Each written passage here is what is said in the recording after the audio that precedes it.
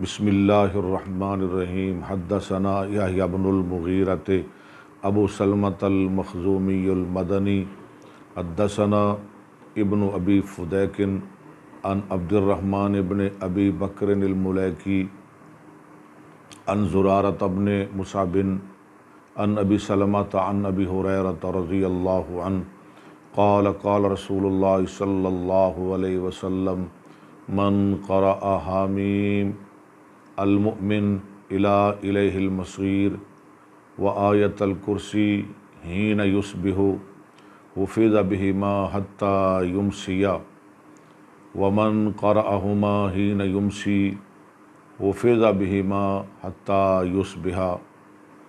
جامع ترمذی حدیث نمبر 2879۔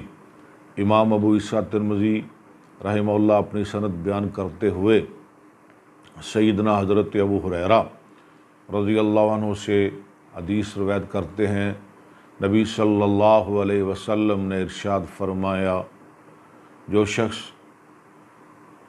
صبح کے وقت سورہ حامیم المومن کی ابتدائی آیات یعنی شروع سے مسیر تک اور ساتھ آیت الکرسی بھی پڑھے، شام تک وہ بندہ اللہ کی حفاظت میں آ جاتا ہے۔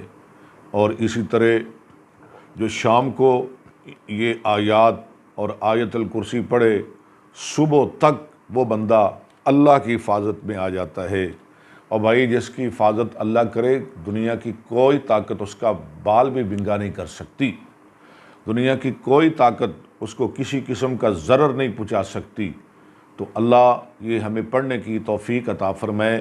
میں آپ کو وہ ابتدائی آیات بھی سناتا ہوں اور آیت الکرسی بھی سنا دیتا ہوں۔ بسم اللہ الرحمن الرحیم۔